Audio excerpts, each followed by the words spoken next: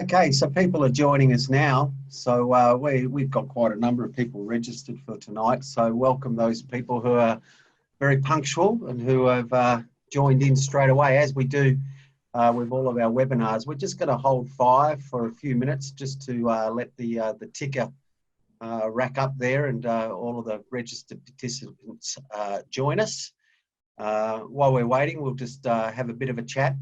I'm here with my colleagues tonight, Michael Nod Crook, who many of you probably know through Multihull Solutions and through watching on YouTube the handover videos in La Rochelle. So it's great to have Michael with us tonight, and Marcus Ashley Jones, our New South Wales sales manager. Who it's great to have Marcus with us tonight. We've been looking for an opportunity to bring him in and get him involved in our webinars. So it's great to have Marcus with us tonight to give us some insights into what the customers and clients are giving as feedback in terms of what they want in a Fountaine Pajot yacht, and also in the Isla or Isla 40. We do get confused with this name. The French factory are calling it the Isla 40, but we here in Australia would be more inclined to call it the Isla 40. So throughout tonight's presentation, we'll call it the Isla 40. And then we've got a few people coming in there, so we've still got numbers ticking up. Just while we're waiting, we'll just flick over here as we do with each of our webinars, and just let you know what's coming up in the near future. So next Friday, the 14th of August, Friday week, we've got the live walkthrough of the MY44 power catamaran, which we're very much looking forward to. And then the following week, 2 weeks after that, we're doing our introduction or our first aid for cruising webinar, which will be really good. And for a lot of people who are planning on cruising, there'll be lots of useful information to be gained from that webinar in 3 weeks' time. And then following that, we've got on the 11th of September our webinar covering off the Greek islands with our partners Mariner Boating Holidays. We're going to have Trevor assisting us in presenting and talking about cruising the Greek islands, the Eastern Aegean and the Turkish coast. So that's on the 11th of September. And then 2 weeks after that, we've got Sailing Indonesia, which for a lot of people, especially with the current situation with COVID, a lot of people are choosing to sail Australian waters, and I would hope in 2021 or 2022, Indonesia will be back on the map as a place for people to cruise and visit. Okay, we've got a few participants with us now, and the ticker seems to have calmed down. As we do with each of our webinars, you can ask questions throughout the presentation just by typing in the Q&A box, which is on your screen. And we will normally answer those as we go, and some questions, depending on the nature of the questions, some of them we will save to the end to a Q&A session at the end of the presentation. The intention tonight is that our presentation will probably go for around about 45 minutes to 1 hour, depending on how many questions come through as we talk, and then after that we'll have a Q&A session. Also, tonight's presentation is being recorded, and like all of our other webinars, will be made available on YouTube in the coming weeks, so that we've now got a really good resource library on the Multihull Solutions YouTube channel, and a lot of people are now going back and watching those previous webinars and enjoying them. So yes, if you want to ask questions, the Q&A box is where to do that. And the intention tonight with the three of us here is to do it as a Q&A session as we go. We've got a presentation to show you, but we'd also like as much interaction with you, the Multihull Solutions clients. Ask your questions and we'll endeavour to answer them as we go. But we would really welcome as many questions as possible so that it's quite an interactive webinar. Myself is introducing myself. I'm Greg Boller, the New Yacht Sales Manager. I've been working with Rachel throughout our webinar program. We've been running these now since early April, and they've been a huge success, and it's been enjoyable for us to do it during the COVID period. And the webinars have been a great tool to stay engaged, and it's been really good. In a lot of the webinars, we see the same faces popping up on the registration list, and also new faces. So it's great to have people engaging with us through these programs. So Michael Nod Crook, say hello there, Nod. Good evening, Greg. G'day, Marcus, and welcome to everyone joining us tonight of our exciting review of the newest FP sailboat. So your background there, Nod, you're our chief operations officer, but basically, I mean that's the guy who's the busiest all the time.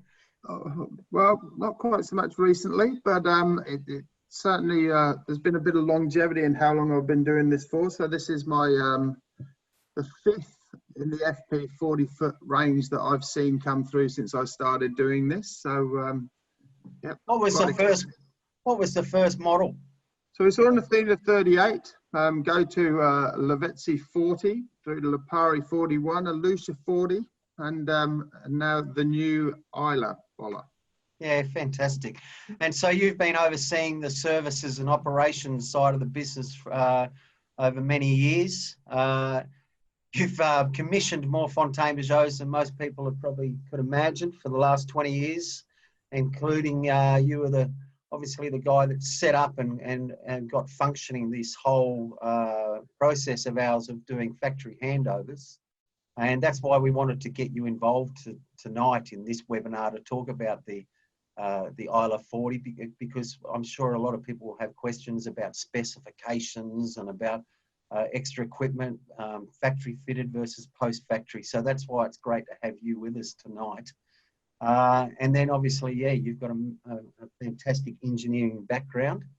And as it says there, an in-depth knowledge of all of the models. So it'd be great to have you with us for the next 45 minutes. And then Marcus Ashley Jones. Hello, Marcus. G'day, Greg. How are you? Good, mate. Bit cold here in New South Wales, isn't it, tonight? It is a bit cold. A bit of snow coming to the mountains the next few days too, I hear. Yeah, very good. So you've been helping clients find their dream yachts for the last 10 years. Yeah, I've been working with several brands, with Lagoon and Sunreef, and been lucky enough to be here with the Multihull Solutions team for the last 2-3 years. Yes. And your sailing's in your blood, isn't it? It's all you do by the looks of the page there. Yeah, I've been lucky enough to do a lot of sailing over the last 20 years, some at a professional level and crossing a few oceans, and really enjoy the water and everything the water life has to offer. All right, all good. And then, so here we are. This is what we're here tonight to talk about. It's the Isla 40. Now, just a bit of background on this. 2 weeks ago, we had our annual dealer conference, which normally we would travel across the oceans and all congregate with dealers from around the world who are involved with Fountaine Pajot, and they would then present to us over a couple of days. But 2 weeks ago, we did our annual dealer conference through obviously a virtual manner. All of us logging in for us here in Australia at 11 p.m. at night. And to our surprise, they told us that there was a new 40-foot model, which very unusual. Normally, Fountaine Pajot has a few leaks in terms of keeping things secret, and on this occasion, it came as a complete surprise, even to the point where on the day of the presentation, I had actually signed a contract with some clients for a Lucia 40, and the next morning they woke up to be happily told that they had now got an Isla 40. So that's how much of a surprise it was. What are your thoughts on the boat there, just looking at it, Marcus and Nod? Yeah, jump in, Marcus. Yeah, Greg. I think you know, they've updated the shape of the bows and things, and certainly gone with that new modern look that's sort of been transposed from the racing boats, the America's Cups and things, with the reverse bow. And, you know, at first glance, you can see they've grabbed all the success of the Astria and the Elba, and brought that into this model. Yeah, so I'm quite impressed with it, to be honest, Greg. Okay, now just before we move on, what I'm going to do now is we're going to turn our videos off. So we'll talk in the background. That way, those of you who've joined us, you'll be able to see a full screen. So we're just going to turn our videos off and disappear into the background. Yeah, and if I can jump in there, Greg, just in continuation Yes. to what Marcus was saying, is with this new model with these reverse bows. I mean, I'm very excited about the fact that we've gained some extra waterline length over the previous model. And so I have no doubt that we, as with any boat with increased waterline length, we're going to also, with the increased, well, the new styling in the interior, we're also going to see better sailing characteristics out of this new Model 40. Yeah, definitely. And the reverse bow certainly brings it in line with the Elba and the Sayona and the Astria. So it sort of completes the picture. So we'll just flip over to the next slide. Bear with me. Okay, so length overall. Nod, can I get you to have a chat about the specs there? Yeah, so we've got this circled there that we've got the waterline length or length overall of 11.93 meters on this boat, which gives it 39.14 feet. A lot of questions. Well, I reviewed earlier all the 40-foot models we've seen in history. As standard, most of those are just under 40 feet long.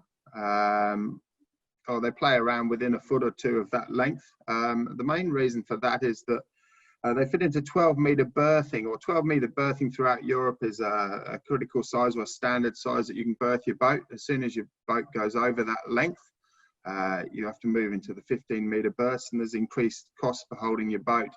By keeping these boats just under that length overall, when we add things like bowsprits, anything hanging off the back of the boat, platforms, etc., it just allows it to stay within that 12-meter berthing. So that's the reason why we've got a vessel just underneath that 40 feet, even though we're called an Isla 40. Going down the list there, we've got a displacement of 9.2 tons, which is comparable to the previous boat, the Lucia, which actually was shorter. We've actually gained 200 millimeters in length in this model, but comparable still in displacement. Sail area of the main and the Genoa is comparable to the Lucia as previously, and we still have the standard for the 40-foot of the 20 horsepower engines. That's the Volvo D1s with the optional upgrade to the D130 horsepowers. Okay, very good. Thank you. Now, okay, so Marcus, well, I'll just rattle through these and then we'll just have a chat. So the elements of previous models which have been successful, including the reverse bow, the dynamic lines, the open, bright and airy saloon. So Marcus, that's the feedback that you're getting. That's what people are enjoying with the Fountaine Pajots as they're evolving? Absolutely. You know, it's getting the volume into these boats has been something Fountaine Pajot has been really successful with. You know, they've increased the height of the cabins by having this camber through the deck, which you can see there. The middle of the deck is actually higher than the bow and the stern. Can you see my mouse there? Yeah, absolutely. I can see your mouse moving. So Fountaine Pajot have put the sort of arch, I guess you would call it, or camber in the deck. And what that's actually allowed them to do is take a little bit of rocker out of the hull, which tends to improve the hull shape through the water and gives that performance. You know, they've gone with the reverse bows, you know, increasing the waterline length there, which looks, you know, fantastic and also aids with the performance there. Very good. And then what we'll do is, as we get further into the presentation, we'll look at the saloon. So we won't focus too much on that just now. And obviously, again, the rounded edges and the natural ventilation. So we'll cover that as we progress through the presentation here. So Nod, the deck plan, it's pretty much standard. Yeah, so looking down on top of this deck plan, with all of the new range, we're looking at flat decks. So walking forward, aft along the main deck, we've got flush deck hatches throughout, so nothing to trip over walking across the deck. Yeah. Yep. I'm just I think those hatches are such a nice feature now, aren't they? All those recessed flush hatches. Yeah. Yep. Other than that, just looking down from here, I mean, I guess the main feature we're looking at here we could pick out is the Helm Station. So the semi-raised helm, which is standard through the entire sailboat range, allowing that communication, which we'll see shortly, between the cockpit, which carries through to the saloon, which is their signature, I guess, winning design at present. And it's a forward, the mast is forward, obviously, compared to some other brands, which means that you've still got the powerful rig and performance, yeah? Yeah, well, I'm sure we'll get into that at some point, but yeah, just the signature design of the Fountaine Pajot with the big overlapping genoa, and the large boom and large mainsail area gives it that power to weight ratio, which when you compare to other brands, gives it great sailing characteristics. But that is the signature of Fountaine Pajot, that we do design boats to go cruising, rather than the format that could possibly work easily in charter, like a self-tacking jib, etc. And while we're on rig, I know we've deviated slightly, but one of the features too is that low boom, isn't it? Yeah, easy access. I mean, you can see there from the Helm Station, we may as well talk about it now because we might see it later, those steps. So standing up on your helm seat, walking up those 2 steps is really, you've got a boom that's at waist height. So you don't need to be a giant to open the bag or access your mainsail. Yeah, very good. And the other beauty of where the steps are, Greg, is I'm sure those people who've done some other catamaran cruising would know hoisting the square top mainsail can sometimes get caught in the lazy jacks and you've got to free it. Yes. Additionally, on some other boats, you'd have to leave the helm station, walk all the way around the front and climb up the front of the mast there to get access and free it off a lazy jack. Whereas here you can just step quite easily up and quickly flick the top of the mainsail free and continue hoisting the mainsail. Should change when you're hoisting. Definitely. And then, so no trip hazards. So you mentioned that there, Nod.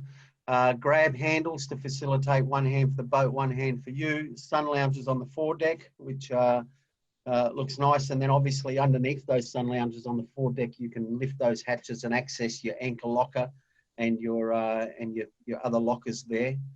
And then you've got plenty of room for solar panels behind the Traveller, completely out of the way. Now, I think what I'm seeing there, Nod, is probably around about 400 watt of solar. What can you fit, or what have you fitted behind there in as a post-factory option?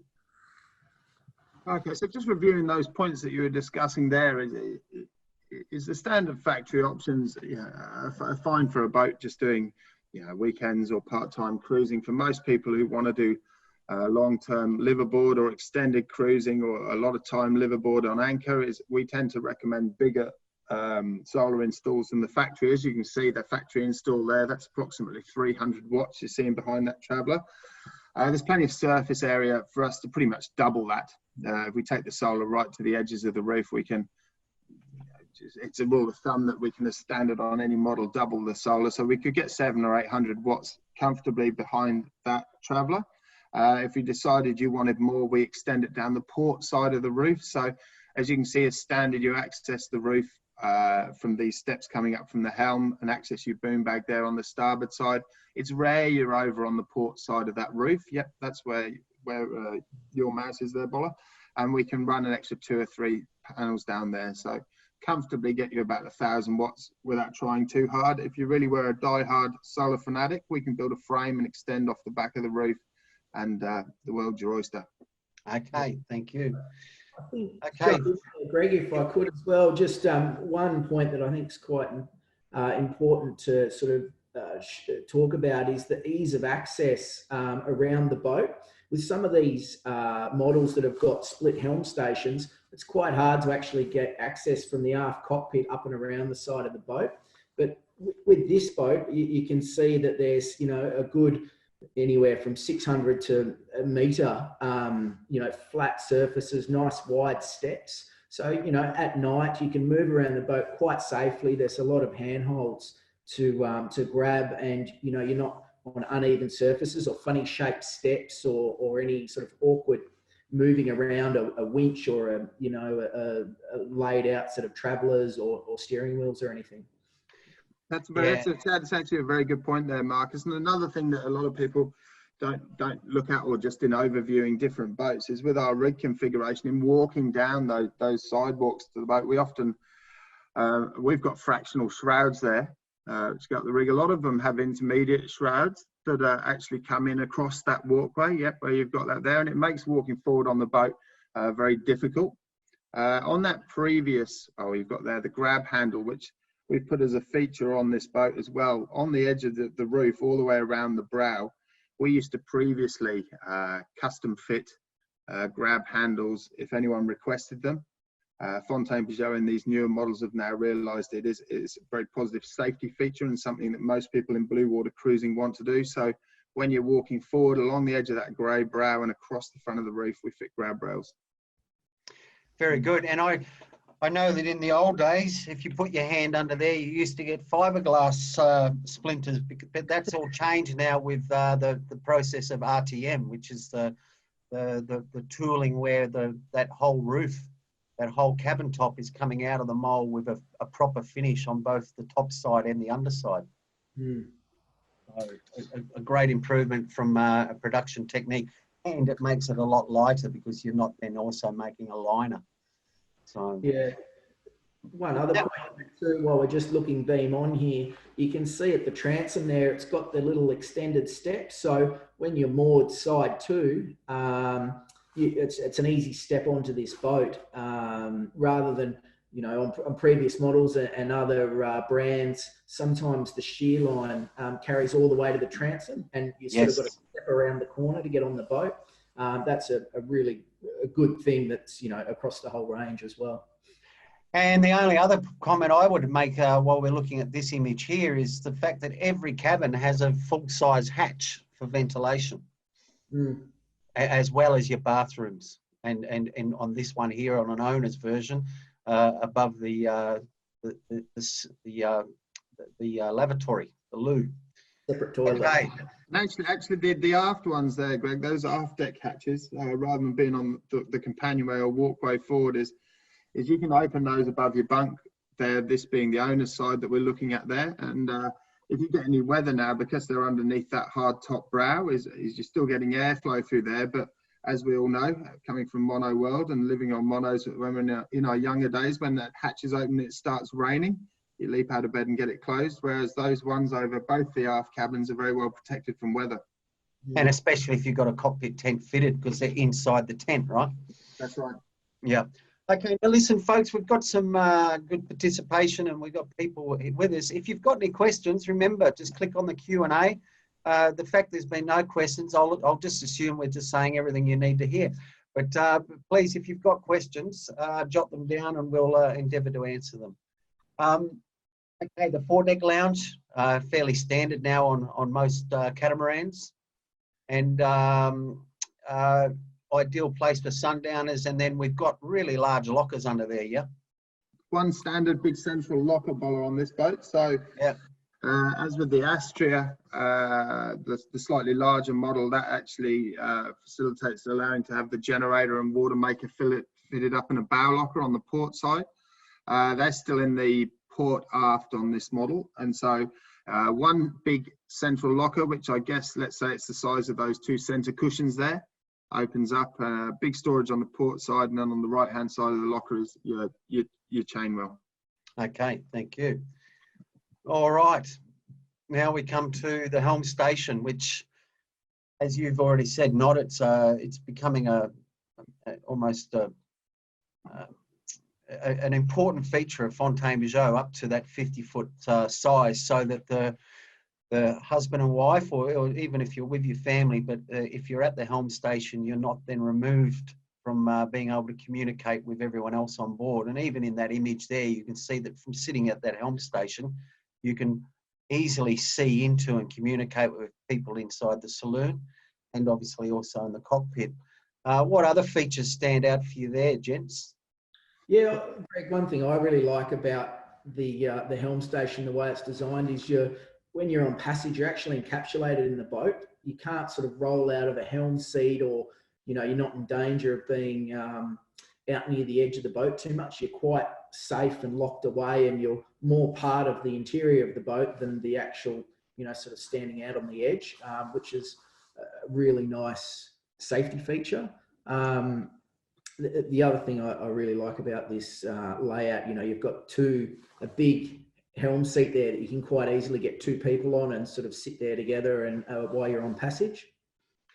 Yeah, and obviously this image shows a Helm Station without the bimini. Maybe towards the end of the presentation, we'll bring up some images of the biminis. But obviously, once you've got that bimini there and the clears around it, you're in a very safe and weatherproof environment. Yeah, and you can do everything from this Helm Station. You can reef the boat, mainsail up and down.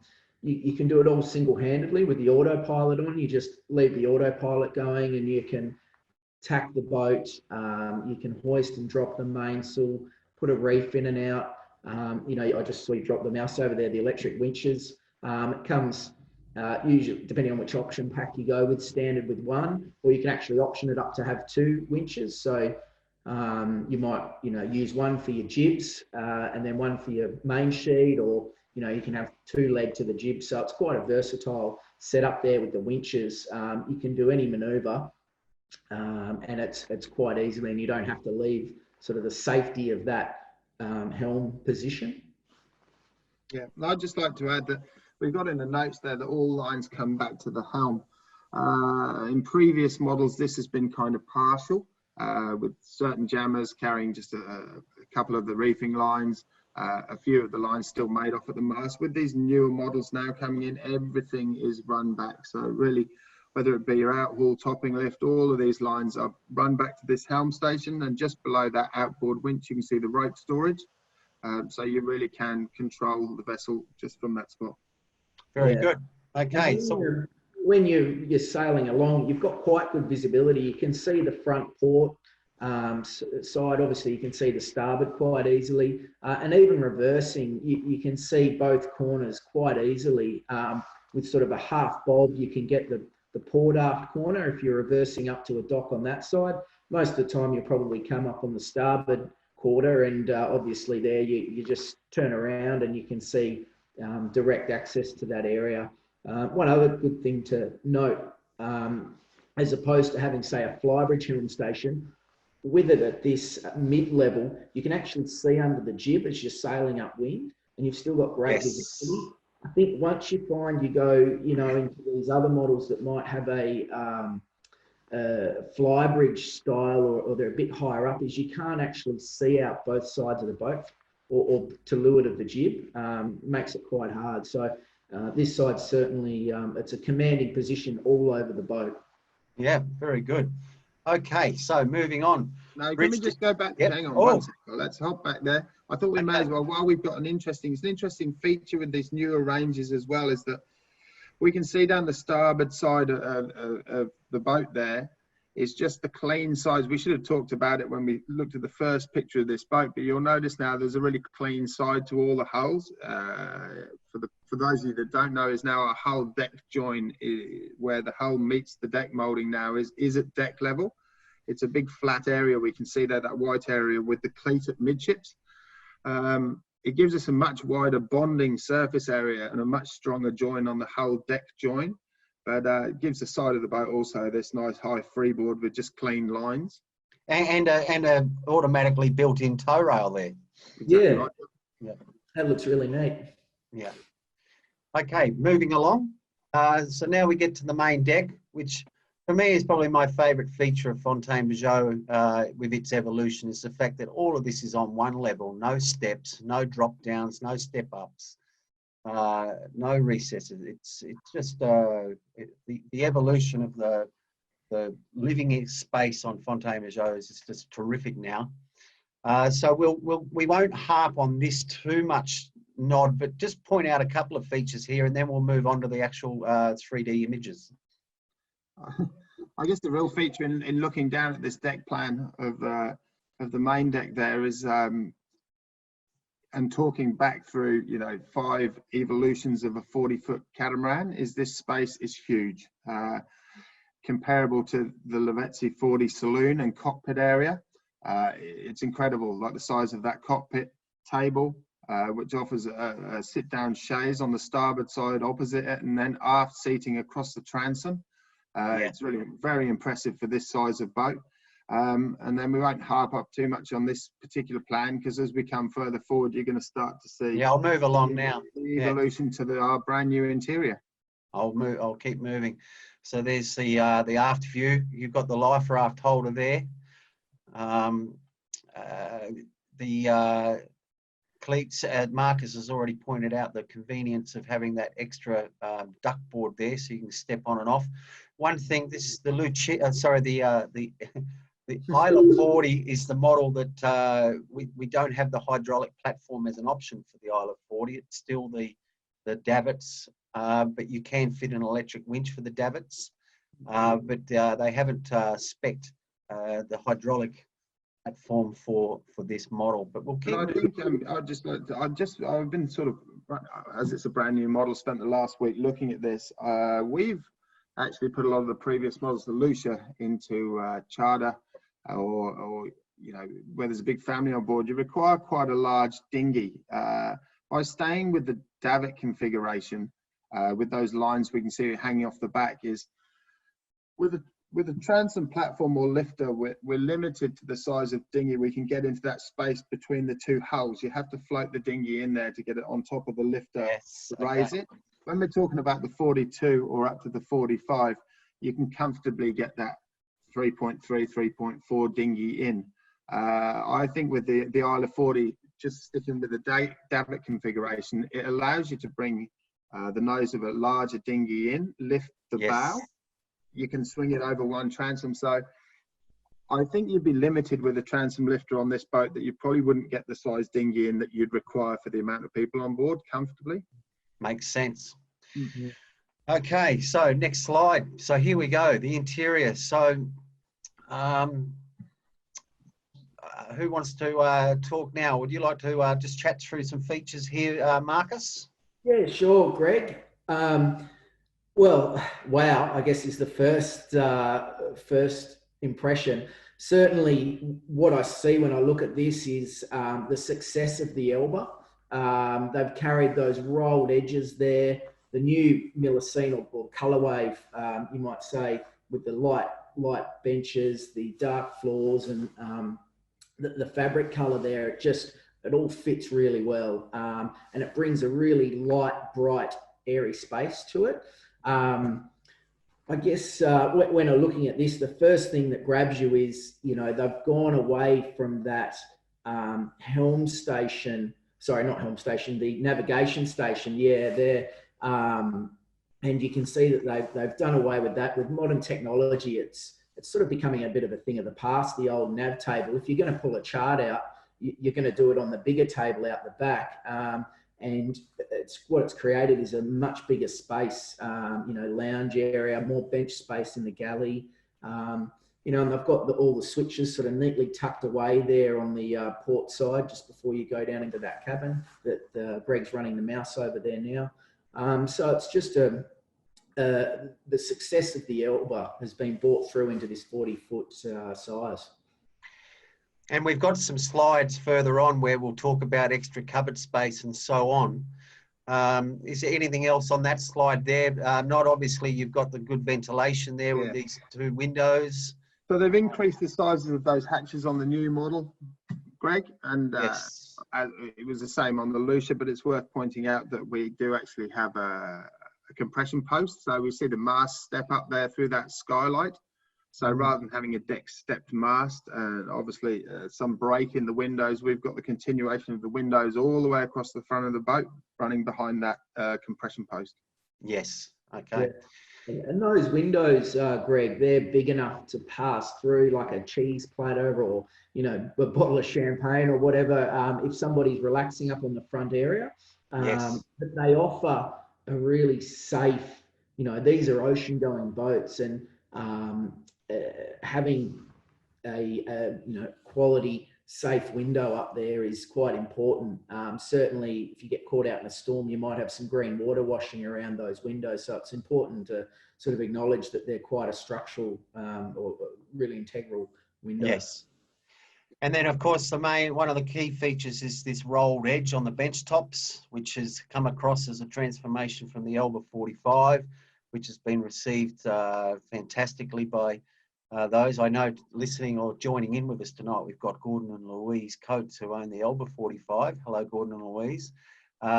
And on their Elba 45, it's just so ergonomically nice, the rolled edges and the fresh and the bright colorway of these white or light bench tops. So we'll move on. One just feature there, we'll see that the coffee table is in play here, whereas previously, because we didn't have this return and because of the space restrictions of the nav table, the previous model had a full dining table. But in this boat, in this model here, they're speccing it with that, with the option of having a full dining table. But what we're finding more and more from the clients that we talk to is they like the idea of having this space in here as the relaxation space, and the meal space is out in the cockpit with the full enclosure with your cockpit clears and shade cloths and so on. So we've also gained the storage there as well, Greg, haven't we? Because underneath that coffee table, that top of that slides yes, forward, and then just accesses a complete locker. So basically that whole box there is storage. And where previously we just had the end of the couch and then a nav station, if you can show where that locker is on the port side, that's all storage. And then the whole space underneath that return as well is all storage, and across the back of that seat. So, and it used to be, if there was a thing when, you know, I remember at the Singapore boat show last year where we had the Lucia, and it was one of the things that people go, oh, I'd like the Lucia, but I just don't think there's enough storage for us to do what we want to do. And they've really addressed that with this evolution. Yeah, you're exactly right there, Pajot, because previously we had the Helia 44, which allowed like a horseshoe-shaped galley. And then when you stepped down from that and got to the smaller boat, you just went to the Astrea was the same. And when you went down to the Lucia, we just afforded this L-shaped galley. And we found a lot of people were optioning the dining table because the ladies just didn't have enough servery space. As you can see now, with that countertop going forward on the other side of the companionway there, you can actually use that space now. Previously, it was behind a nav station and really not accessible or usable, where it's actually a servery or storage space, which allows you to keep the profile of the coffee table and that lounge area on the starboard side. And there's some couple more images there and some more information. So just keep rattling on there, not if you could, with those points there. And I'll move the mouse around these images. Okay. So we may as well stay on the galley there for a second. Comparable to the older model, we've actually gained cupboard space here. Depending on the options you take, we've got the cupboards up the corner. The boat comes as standard with a cooktop. In those cupboards at the corner where Greg's there, we've got an option of the oven, or above you can put the option of the microwave in there as well, which is run off the inverter. If you decide to option those, obviously there goes your cupboard space. What we're doing ex-factory a lot now is we're putting in like a convection microwave oven as one, and saving one cupboard there as well.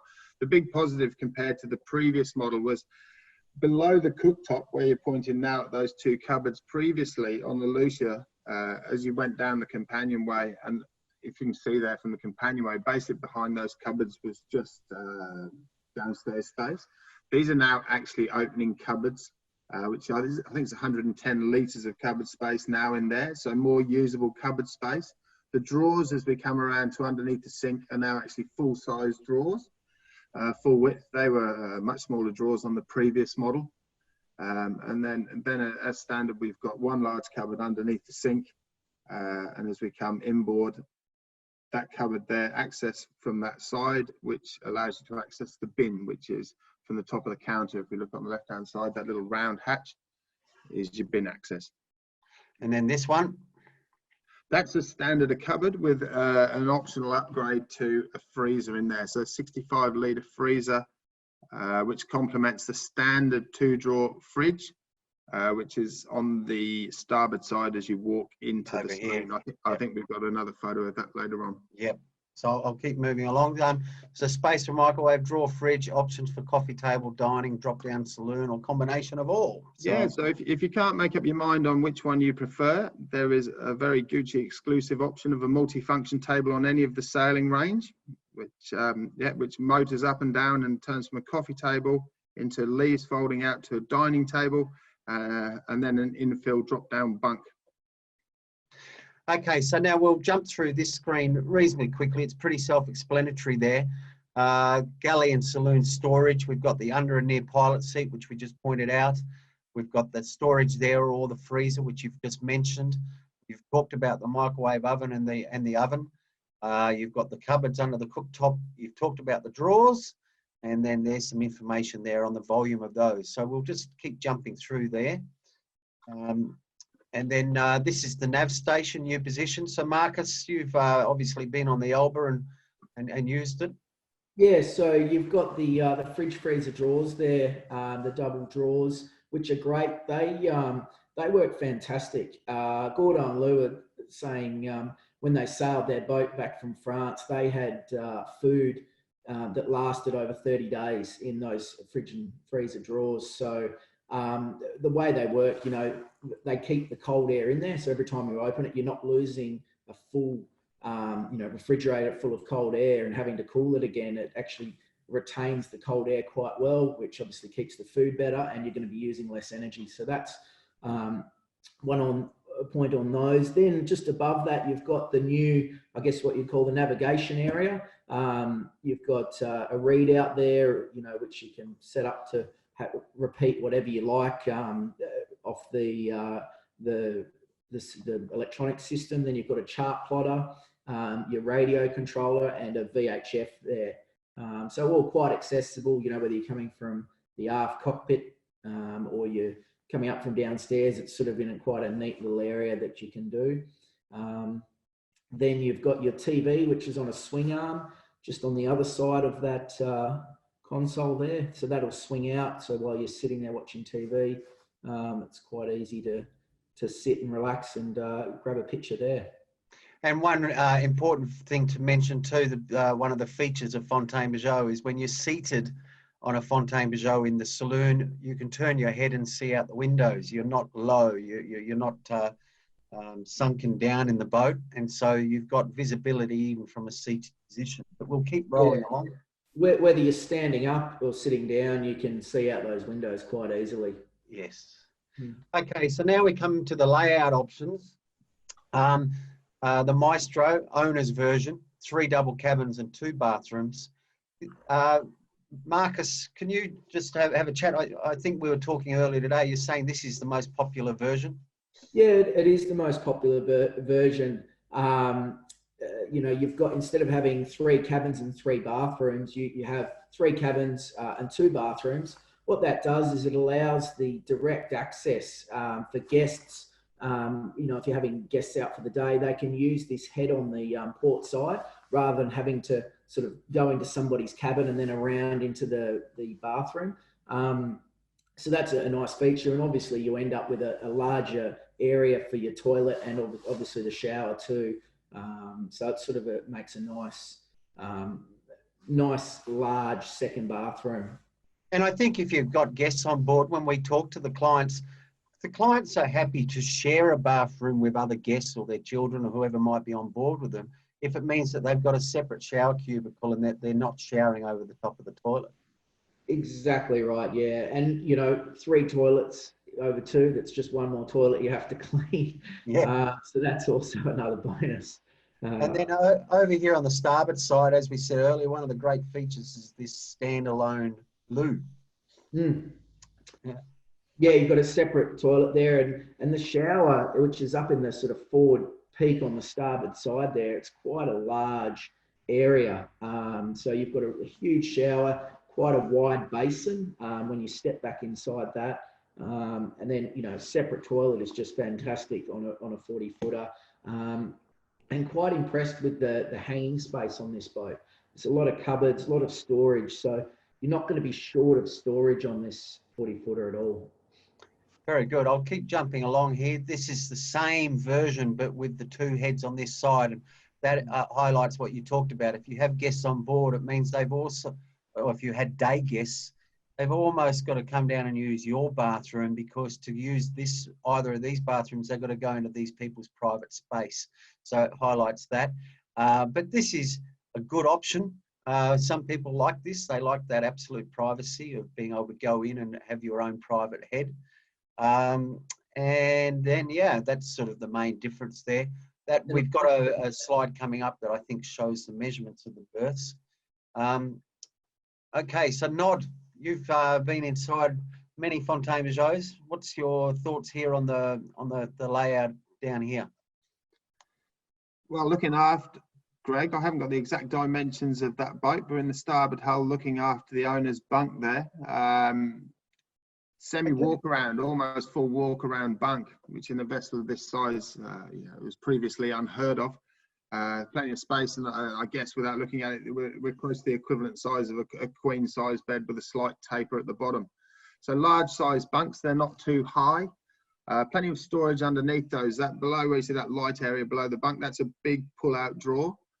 And if you wanted to access underneath the mattress, there's more storage going further aft.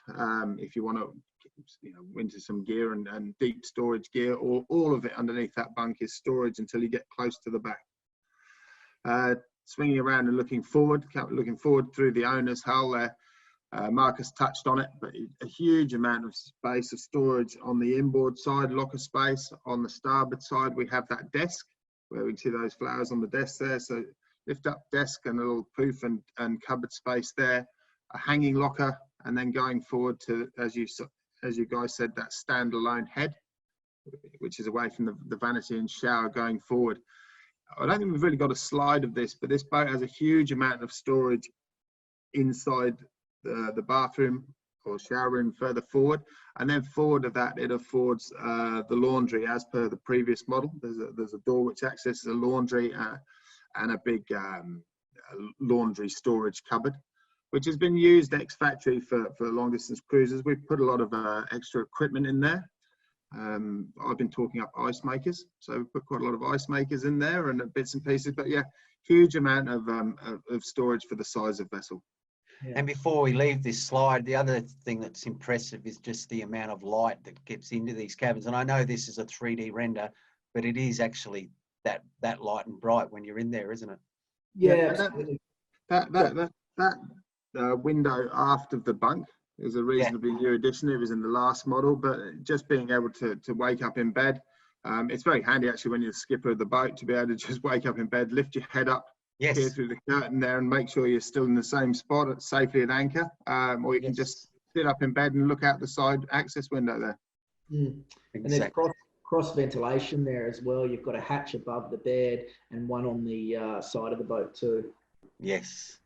Okay, so we'll jump across. So here is the head Nod.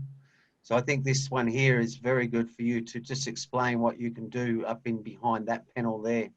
Yeah, so that's a full height. I think you can just vaguely see the three dogs there on the right-hand side, which are the catches for the door. That's a full head height cupboard. If you option the washing machine in the boat, it fits in the lower half of that, and then it's all shelved above, which is standard. The ladies put all their towels and a kind of a dry store in there, whereas if the blokes get there first, we put an ice maker in there. now. But coming after there, jokes apart, it's a very large shower for the size of boat. So plenty of headroom down in the hull. As you can see where the shower rose is, you can stand underneath there and you've still got, I guess, the best part of 6 inches, 7 or 8 inches above your head. So plenty of room. It's not claustrophobic up there. And then coming back to a big vanity.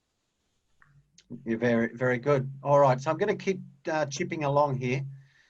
So there is, we won't harp on this one either, but there is just a slide that we've got the bed dimensions. And as you can see, locker space. So If someone wants those bed dimensions more specifically, just drop us an email and we can pass you this slide, or you can get it if you go onto YouTube in a couple of weeks and watch the presentation. But they are, yeah, good sized beds. Yeah, as a rule of thumb, Greg, I mean, you can get fitted sheets and bits and pieces for your boat, but anyone going over ex-factory to pick up a boat, of course, the first question is from ladies, what size linen do I need? Yes. And on any of these, yep, if we just go for a queen size fitted, obviously you can see it just tapers off there to the bottom of the bed, but there's a balance it tucks into. Queen size fitted fits perfectly on all of these boats. Yeah, okay. Now this is the 4-cabin layout. Now this is a 4-cabin 2-bathroom. Now I know that from the yachts that we've been selling, or that we've been talking to charter companies, that the preference of the charter companies in the 40-foot range is more often this. It's the 4-cabin and 2-bathroom. Again, just to allow the guests or the charterers to have that larger toilet and shower area. There's a lot of weight put on the ability to have that standalone shower. So that is the most popular of the 4-cabin version. And then if we click over the slides here, this is the 4-cabin 4-bathroom. So again, for some, that is what they want. And then the other thing they've added, this is the first time on the 40-foot range, they've also added this optional crew cabin. I don't know how comfortable that would be. I don't know, but you can really call it a cabin, Greg. Yeah, it's a coffin. Yeah, so, but anyway, so they have made the option of that. And an important thing to note there is on the 4-cabin boat, it straight away removes the ability to fit Nod's laundry. That's right. Nod's laundry can only be installed, and his ice makers and or freezer options can only be fitted on the owner's version. Okay. And that crew berth there, you've put up the next slide, there's actually, in this model, as per the previous one, it's actually quite wide at the head end of that bunk, comparable to, I mean, if we go back to like a Belize 43 or something, those 4-peak bunks were really quite small, but with a width of 1.1 metre at the head of the bunk, I mean, it really is only a crew berth. Unless you've got such a large family that who do purchase the 4-cabin configuration because they've got that many humans in the team, it is just another option for another bunk up there. And what I like about this drawing that they've supplied is it actually shows the partitions, and especially here in green, it shows us that watertight compartment there, the collision. This is called the collision bulkhead, and it's sealed here as well.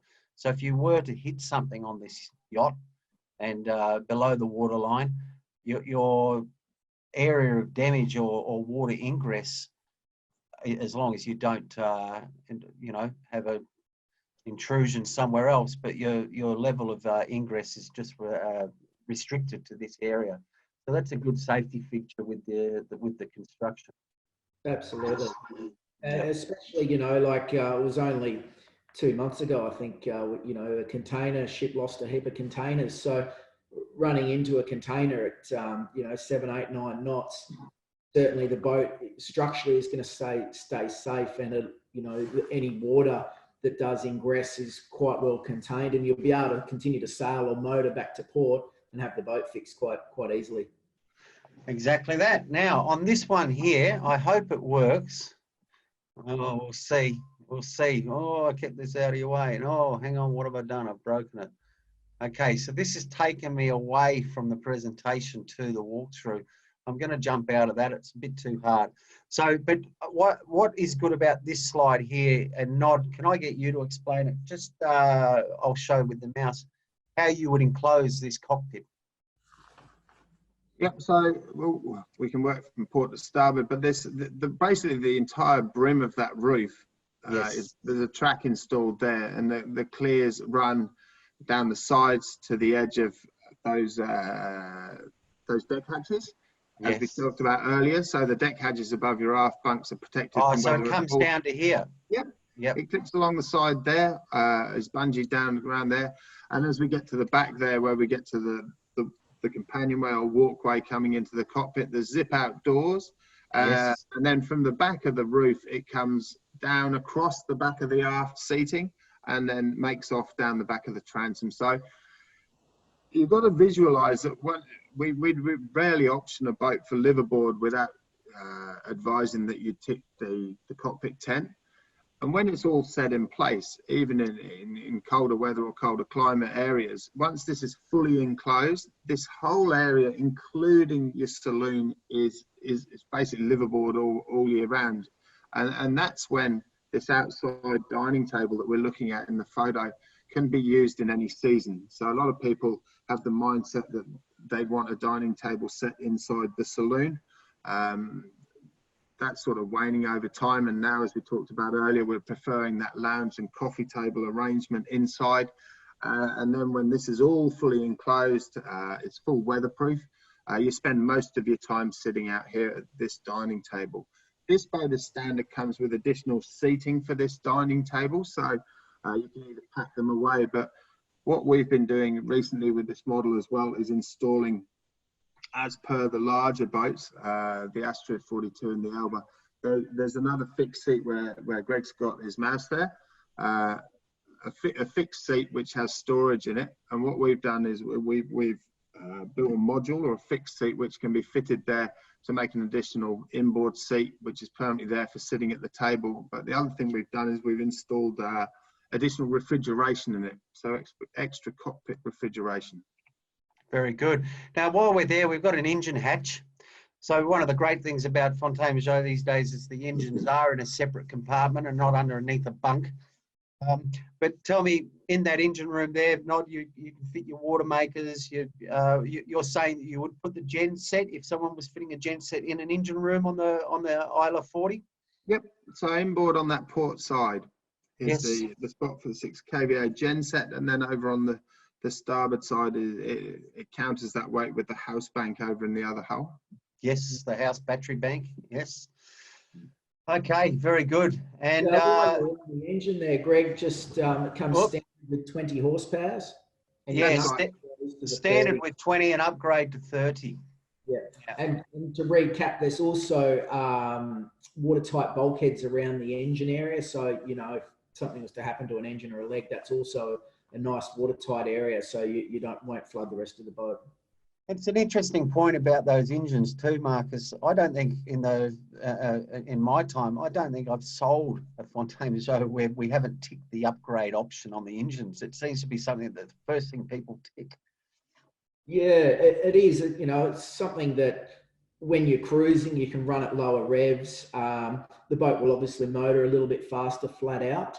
But you're just sort of putting less load through the engines, and if you ever did need to get somewhere in a hurry, you know, you're confident you've got bigger engines and you can go a little bit faster. So yeah, that's something that always done. It's usually not a big upgrade at all, Greg. It's just something that you sort of tick because it's not a big step up to change to the bigger engines.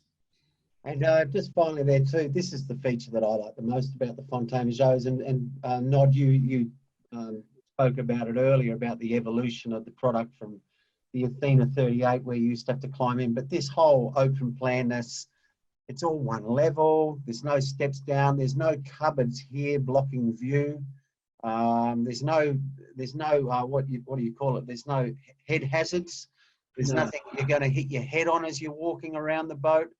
They're a very workable platform, aren't they? Yeah. Yeah, that's exactly right, Byron. And that just adds to that flow through. You know, the fact you can stand at the back there just about to walk off the transom at the same height as someone who's in the saloon just allows that communication flow. Yeah, and Okay.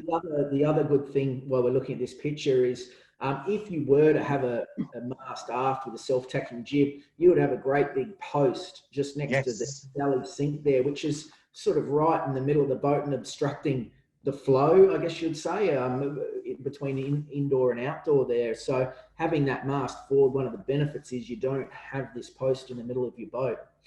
Yeah, very good point. All right, now I'm going to jump out of that slide, the virtual marina, but if anyone wants to see this virtual marina, it is on our website, Multihull Solutions, and you can then click on virtual marina and you can go on all of our models and do this virtual walkthrough. So it's very good. I must say, I wish they hadn't used that cushion style nod for that. It's probably the last option I would pick. I'm not quite sure why the cushion doesn't make it to the end there, Boller, but yeah, it's a bit of a funny graphic there. Okay, so we'll just jump to the next slide if I can. Yep. Okay, so that brings us to the end. We've I don't know whether we've been boring and people don't want to ask us questions, or whether we've just said everything that people needed to know, but there's been no questions other than David saying hello to Nod and Greg. Hello, David. Folks, if you've got some questions, please present them now and we'd be happy to answer. Is there anything we haven't covered that you'd like us to talk about? What we're going to do now is just also start our videos again so you can see our faces. Yeah, please throw up some answers. So David, not planning on downsizing, but interested in the changes from the Lucia. This is from David. There seems to be more handholds. Also, are there opening windows on the side windows? David's referring to these windows here. From what I've seen, David, I don't think there is. Nod, was there on the previous model? No, I think earlier when I was reviewing the owners, I think I said it was an access hatch, but no, those are just fixed models. You're still on the fixed hatches on the outboard side. You're still on the inboard side, have the escape hatches on the hull, but yeah, everything else, or everything that opens, is at deck level. Okay, and then, sorry, Marcus, do you have handy there the pricing sheet? Funny enough, Greg, I do not. Hang on 1 second. I'm getting it right now. Here it is. I've got it. Someone has just asked for an indicative pricing. So the base boat price is €299,000, and a fully equipped boat with all the bells and whistles would be around about the €450,000. Now those prices are ex-factory, factory pickup. We've been pricing boats to land them in Australia, and depending on the specifications, it's somewhere in that probably high 800s to high 900s, depending on specification. Yeah, that's about right. For a coastal sort of weekender, you're going to hit the bottom end of that, but for a fully optioned with your air cons and everything you want, you're going to be well and truly into the 900s.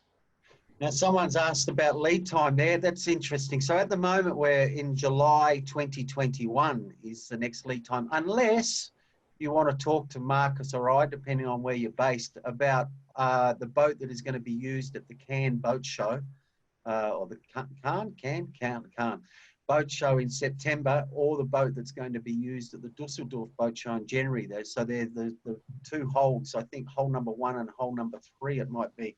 Those boats are going to those respective boat shows. At the moment, they are available. The thing is, the spec has already been finalised on those boats. So you have a little bit less freedom to choose your spec, but they are a mid-spec boat because they're obviously not taking poorly spec boats to those boat shows. So one of those is available in September of this year, and the other one is available for February of next year, unless one of our other dealers around the world has already someone for those boats. But you can actually add whatever you want to those boats, Greg. So, yeah, you know, you can pop in your own water makers, or, you know, if you wanted the extra freezer, we can still pop all that in there. It's just what we start with is what we start with on that boat. And this is an interesting time to point out as well that whilst we're in COVID lockdown and a lot of people are now thinking, okay, I'll grab a boat and I'll bring it back to Australia. We've now had 3 sets of clients in the last 2 weeks obtain exemption documentation who have now departed Australia and New Zealand and relocated to La Rochelle and have picked up, coincidentally, all of them, they're 40-footers. So we now have 3 lots of clients in La Rochelle picking up and have made the decision that the safest place to be is out sailing on their yachts. Yeah, that's exactly right, Greg. So we had a lot of clients were heading to Europe earlier this year. Some of them have postponed that because they want to go and do a season and then return back to Australia. But for probably 50% of our people picking up, the vision was to go pick up a boat and go extended cruising and not coming back. So as soon as you've got this exemption to leave Australia, accessing France, landing in France, there's been no quarantine, and they've got straight to La Rochelle to Ron's, who's welcomed them and got them on board. I think post September, we're probably expecting another 4 or 5 couples to get to their boats before the end of the year. Yeah, and I spoke to Mark and Tanya the other night. They've been there now for 5 days. They were the, as I said, the first of the Mohicans, and they're happy as they're there. They're being looked after. They're very happy with the boat, and they're enjoying the fact that it's too busy. It's actually La Rochelle in a nice way. And well, the situation there is very similar to us here at the moment. So it's just relocating yourself to a spot that's a similar sort of climate. Like they weren't quarantined or held on their boats, as said. They've got over there. They've been able to, while being there, it's been nice and quiet. They've been able to do all their sail training in quiet comfort, get used to their boats, and yeah, they're all heading off down towards the Med now. Yeah, and it depends which way you view the next few years. It might be a fantastic time to be cruising and checking it out when all the crowds aren't there, Nod. Yeah. So depending on, how you view it all, it can be a good time to be going, or, other people have looked at, instead of cruising the Mediterranean, they've popped the boat on a ship now instead and bringing it back to Australia and focusing here in Australia and maybe into the Pacific next year when this Pacific travel we hear about opens up. So lots of options still to get into a boat, and certainly you'd rather be hopping on a boat than going to a resort somewhere or a cruise ship. So certainly the idea is at the front of a lot of people's minds. Yeah, exactly. Well, we've all been in the industry long enough that we've seen the business evolve. It's only over the last decade that picking up in Europe. Basically, since the GFC, just due to our exchange rates, it's been affordable for Australians to go over and cruise over there. I think this will be another evolution into certainly more boats landing back in Australia. We've been talking to the charter fleets and that holidaying at home. They're all telling us September, October was all fully booked recently. So with Sunday charter has become more popular than it's been over the last few years. So just an evolution. Okay, now Lisa's asked a couple of great questions, and one we didn't cover. Sorry, Lisa. Fuel and water capacity. I can tell you the fresh water capacity is 2 times 265 litres, and the diesel capacity is 300 litres. And remembering too that a lot of people these days are obviously one of the first things they tick on their option list is the water maker. And that really does, and the quality of water maker, we use the aqua base, don't we? Not as a factory fitted option, and the quality of water makers as such these days, they're very easy to operate, they're very maintainable, and it just means that that whole issue of water capacity is not such a great problem anymore. Yeah, really nowadays, we don't really run the conservation on board boats like we used to, brushing your teeth, turn the tap off. With these water makers, we can basically run the thing like a floating hotel the entire time. So you don't have to be a Nazi about how long everyone's in the shower for. Basically, you just operate the boat as a hotel and use the water maker as necessary. With these modern ones, we're running 12-volt water makers, which means you don't even have to run a genset to make the water maker work.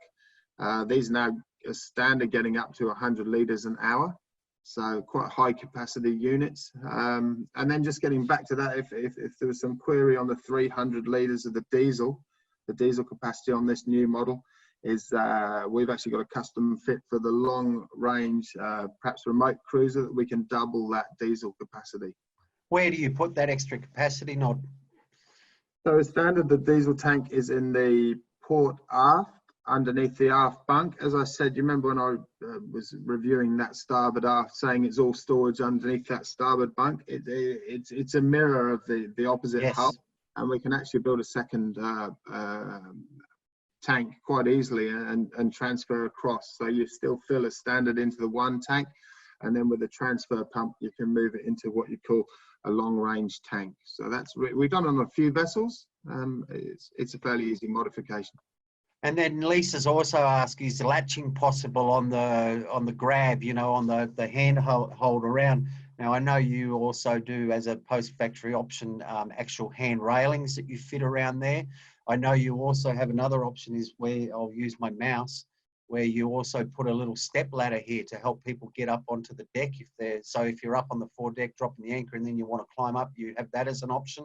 And then you also have your pad eyes that you can fit around the place for your jack lines and so on, yeah? Yeah, so most people leaving to go blue water, we'd recommend some grab rails in the companionways for going downstairs. 50-50 as to how stable you are on your feet and whether you'd want them around the brow roof there out on deck. But for safety, we normally fit jack stays that run from the stern cleats up to the forestay there. So when you leave the helm, you walk out onto the deck, clip on, and you're securely tethered all the way up to the front of the boat. Yeah, and I was on Gordon and Louise's boat the other day, and they've got that. And as far as they go, it's a really clean run, isn't it? It's not going to get caught. Yeah, yeah. And depending on the length of your tethers, you can quite happily access the mast base there if you've got to free up a line, yeah, and then walk all the way to the front of the boat. Obviously, with a cat, as you come forward with these jack stays coming into the edge of the coach house roof there, and then moving forward, you've got plenty of deck space comparable to going forward on a mono that's heeling. It's very secure. If that's your only experience to date in weather is on a mono hull, is you know, being on the deck of the Catamaran really is safe. And then the other question you asked there, Lisa, is there auto bilges in the engine bay? Yes, there is. Yep. And then you can also fit. Obviously, you can also put your fire extinguishers around the boat, and then if you really wanted to, I don't know, can you on a 40-footer, would you go as far as doing a engine room fire system there? Not. There's a really simple one, which is it's simply a fire extinguisher canister with a heat send of glass vial in it that breaks, temperature sensitive, and that just goes off. They just stay in the engine room. They're very cheap to install, and in case of an engine room fire, it just self-activates.